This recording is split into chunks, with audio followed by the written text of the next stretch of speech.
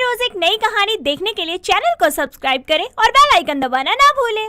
फुलवा को हमेशा से ही गुलाब के फूलों का बहुत शौक था। उसकी और रोनित की शादी को सिर्फ 2 महीने हुए थे और इतने कम वक्त में ही गांव से आई फुलवा ने अपने आप को शहरी रंग ढंग में काफी बेहतर तरीके से ढाल लिया था। फरवरी का महीना चल रहा था और फुलवा रजाई ओढ़े सोई हुई थी। तभी घड़ी के अलार्म की आवाज से उसकी नींद खुलती है, जिसके बाद वो बोलती है, हाय दैया 8 बज गवा और हम अभी तक घोड़ा बेचकर सुतल है। इससे पहले अम्मा जी का भोपू बजे। चल फुलवा जल्दी से उठ जा।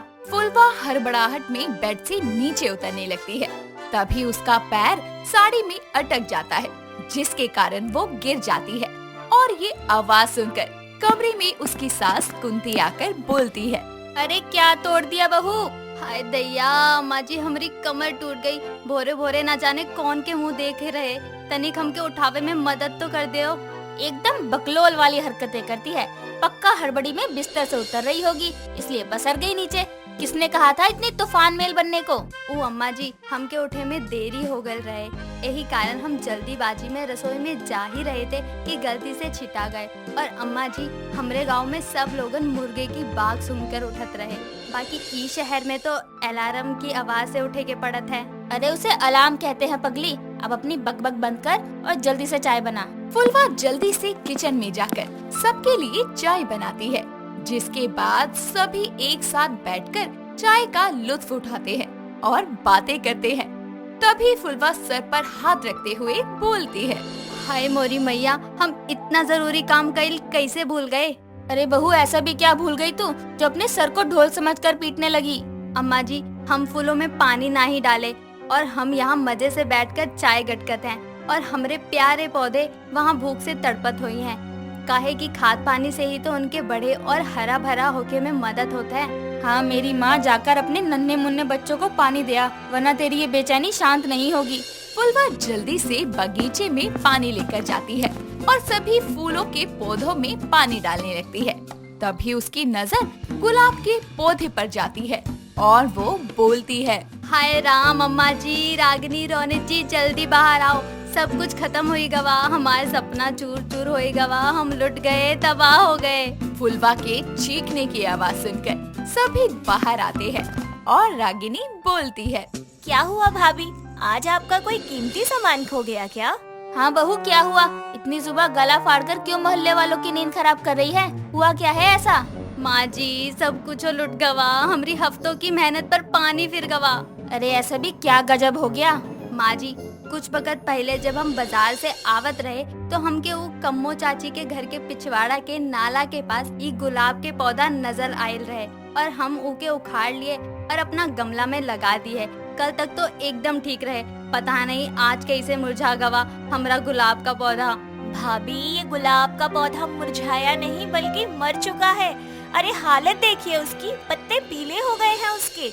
अरे पगलेट जाहिल, गुलाब के पौधे की जड़ नहीं लगाई जाती बल्कि उसकी कलम लगाई जाती है और वही धीरे धीरे गुलाब का बड़ा सा पौधा बन जाता है। और अगर तुझे गुलाब इतने ही पसंद थे तो मुझे कहती। खैर छोड़, आज कोई फूल बेचने आएगा तो मैं तेरी ख्वाहिश को पूरा कर दूंगी। अब चल अंदर, वरना मोहल्ले वाले सोचेंगे हमने तुझ पर ज्यादती की है। वक्त बीतता है और अगले दिन साइकिल पर ढेरों फूलों के साथ एक फूल वाला उनकी गली में आता है और कुंती उससे गुलाब के पौधे खरीदकर अपने गमले में लगवा लेती है। वक्त बीतता है और फरवरी महीने के 6 दिन गुजर जाते हैं और रागिनी बोलती है, भाभी मैं ना बहुत बोर हो रही हूँ, क्यों ना हम कहीं बाहर चले? ननदिया तुम तो हमारी मुंह की बात छीन ली, हम बहुत बोरियात हैं। काहे ना ननद भौजाई बाजार घुमाए। गुड आइडिया भाभी। फुलवा जल्दी से अपनी सब्जी का थैला लिए हुए अपनी सास के पास जाकर बोलती है, अम्मा जी हम रागिनी के साथ हाट जाते हैं। उस शाम के बनाए खातिर कुछ भाजी तरकारी ले आई हैं और थोड़ा सैर सपाटा भी हो जाई है। हाँ हाँ जाओ, ये ले बहू पैसे, ताजी हरी सब्जी ले लियो और दोनों कुछ खा भी लेना। फुलवा जल्दी से पैसे लेकर अपनी ननद के साथ झूमते गाते हुए बाजार पहुंचती है, जहां चारों तरफ उसे गुलाब ही गुलाब नजर आते हैं, जिन्हें देखकर वो बोलती है, ननदिया आज बाजार को का हुई गवा है, जहाँ नजर घुमावत है गुलाब के फूल ही दिखत है। कहीं हम बोरा तो नहीं गए? सभी फूल वालों के पास गुलाब के फूल दिख रहे हैं क्योंकि कल 7 फरवरी है ना, इसलिए। 7 फरवरी में ऐसन का खास बात बा? भाभी, शहरों में 7 फरवरी के दिन रोज डे मनाया जाता है। इस दिन दो प्यार करने वाले एक दूसरे को गुलाब देते हैं और अपने प्यार का इजहार करते हैं। इस दिन गुलाब बहुत महंगे बिकते हैं। तब तो हम भी अपने सजनवा को गुलाब के फूल दी हैं। हाँ हाँ भाभी, क्यों नहीं। आप भी भैया के लिए रेड रोज खरीद लो और उन्हें दे देना क्योंकि लाल गुलाब प्यार का प्रतीक होता है। हम अपन गांव में खाली लाल गुलाब ही देखे रहे, पर आज बाजार में इतना किस्म का गुलाब देखकर हम तो चकाचौंध ही रह गए। ये लाल, पीला, गुलाबी, सफेद, नीला, संतरी, चॉकलेटी, यहाँ तक कि काला गुलाब भी होते हैं। हम सोचे भी नहीं रहे। सबसे सुंदर तो वो सतरंगी गुलाब लागत है। भाभी, आप भैया को वही मल्टी कलर वाला गुलाब दे दो, उससे आप दोनों की लव लाइफ में सारे रंग भरे रहेंगे। फुलवा सभी गुलाब की कीमत पूछकर मल्टी कलर वाला रोज खरीदती है, जिसके बाद वो दोनों घर पहुंचती हैं। और रात को जब रोनित काम से घर आता है तो फुलवा उसे गुलाब का फूल देते हुए बोलती है, सजनवा, हम तोहरे वास्ते ही गुलाब का फूल लाए हैं। तुम हमरे वास्ते एगो गुलाब नहीं लाए? तुम्हारे लिए मैं आ गया हूँ। मैं तुम्हारा गुलाब, तुम मेरी कली। ये गोल गोल बात नहीं घुमाओ। हम सब बुझत हैं। हमके भी गुलाब के फूल चाहिए। लाल, पीला, नीला, हरा, सफेद, गुलाबी। हमके ये सब गुलाब एक साथ चाहिए। अरे मैं गुलाब की खेती करता हूँ क्या? मैं एक सिविल इंजीनियर हूँ, कोई माली नहीं जो तुम्हें रंग बिरंगे गुलाब ला कर दूं। और ये अचानक तुम्हें गुलाब का भूत कैसे सवार हो गया? हम कुछ नहीं जानते हैं। अगर तुम हमके गुलाब का रंग बिरंगा गुलदस्ता लाके नहीं दिए तो हम मोहल्ले के लड़कन के पटा लिए और तुम हाथ मलते रह जाओगे। हमके भी तुम्हारे साथ फूल दिवस मनावे के है। अगर मैंने इसे गुलाब नहीं लाके दिए तो कहीं सच में ये मोहल्ले के लड़कों से गुलाब ना लेने लगे। चल रोनित, इससे पहले कि फूलों की दुकान बंद हो, लेकर आ। रोनित जल्दी से फूलों की दुकान पर जाता है। अपनी बीवी फुलवा के लिए वो रंग बिरंगे गुलाबों का बुके बनवाकर घर आता है और बोलता है, ये लो मेरी माँ, तुम्हारे इन गुलाब को खरीदने में मेरे 1500 रुपए उड़ गए। इतने में मैं महीने भर का पेट्रोल भरवाता हूँ अपनी गाड़ी में। का खुशबू है। थैंक यू सजनवा, कितना नीक खुशबू आवत है। हाय हमरे गुलाब। फुलवा गुलाब के बुके से लिपटकर बिस्तर पर सो जाती है।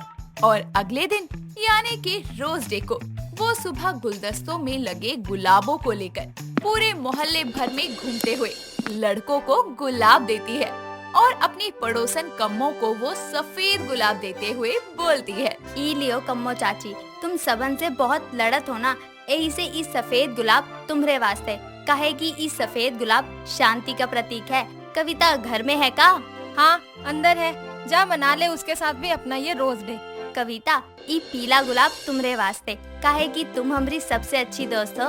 फुलवा पूरे मोहल्ले में गुलाब बांटते हुए रोज डे मनाती है और तभी उसकी नजर चिंटू और बबलू पर जाती है और वो बोलती है, अरे ओ चिंटू बबलू, यहाँ आओ। हाय दैया, ये लाल गुलाब के अलावा और कुछ बचा ही नहीं। कोनो बात नहीं, ये गुलाब तुम दोनों के वास्ते। गुलाब दिवस की बधाई हो। देर से ही सही भाभी, आपने अपने दीवानों को पहचान ही लिया।